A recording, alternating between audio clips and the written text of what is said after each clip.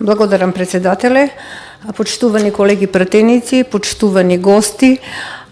Денес за прв пат расправаме за закон кој што досега не бил донесен, закон во 30 годишната демократија на Република Македонија многу пати имало потреба од негово донесување, но никогаш не се направиле услови и можности да се донесе истиот. Затоа денес ние на нова јавна расправа разговараме за придобивките и значењето на овој закон. До сега моите колеги и предлагачот на законот, колегата Тони Јаровски, го образложија значењето, односно го образложија функционирањето и кои се членови и кој ги опфаќа овој закон, која структура на граѓани. Јас нема да се задржувам на конкретните членови од законот, јас ќе направам еден заклучок односно на сите придобивки и значења на овој закон. Со донесувањето на овој закон ќе се придонесе за подобрување на севкупните економски односи, сузбивањето на неформалната економија и подобра контрола на спроведување на трудовото законодавство. Со овој закон не се регулираат работните односи, односно се регулира работното ангажирање на лицата за привремено, односно за сезонски работи. Со овој закон се воспоставува начинот на како ќе биде тоа работно ангажирање, колку време ќе трае тоа работно ангажирање и кои категории на лица ќе бидат ангажирани. Целта е поедноставување и постапка и формализирање на неформалната работа, како и заштита на правата на ангажираните лица. Работата од повремена и сезонска природа не се смета за работа од работен однос. Работодавачите може да ангажираат лица во одредени дејности, како земјоделство, шумарство, хотелиерство и друго. Но постојат ограничувања во однос на деновите на ангажирањето и бројот на ангажираните денови.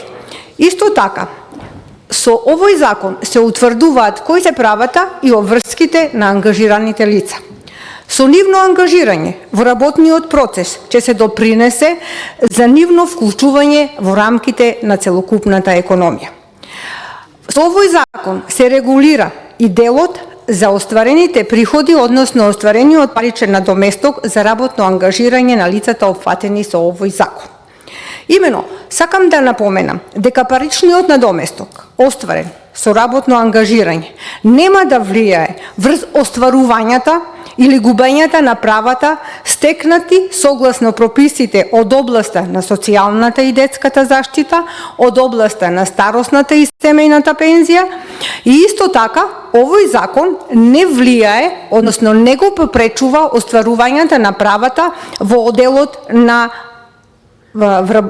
привремени невработувања или право од користење на паричен надоместок после престанување на работниот однос.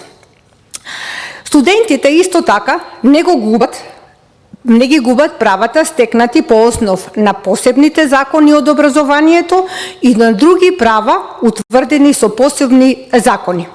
Со овој закон се овозможува да се дава можност и заштита и ангажман, односно да се вклучат во работниот процес и средношколци, односно лица помлади од 18 години, кои согласно општите прописи од работни односи ги исполнуваат условите за засновање на работен однос.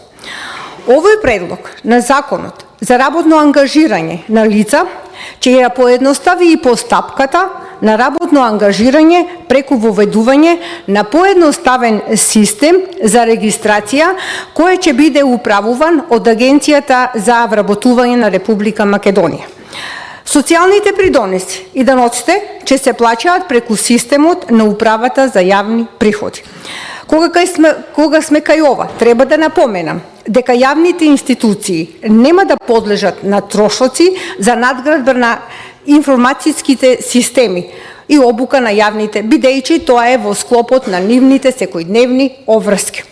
Со воведувањето на овој закон ќе се постигне фер конкуренција, сите работодавачи ќе можат да ангажираат работници под исти услови, посебно во периоди кога имаат зголемен обем на работата и ќе создаде поинклузивен и подинамичен пазар на трудот. Со овој закон ќе се помогне во надминувањето на недостатоците на работната сила, ќе се зајакне економската стабилност во земјата. И на крај да кажам дека ова законско решение, кога што напоменав и во почетокот, е за прв пат во изминатите 30 години и сметам дека од овој закон ќе произлезат многу позитивни ефекти како за ангажираните работници, така и за работодавачите. Ви благодарам.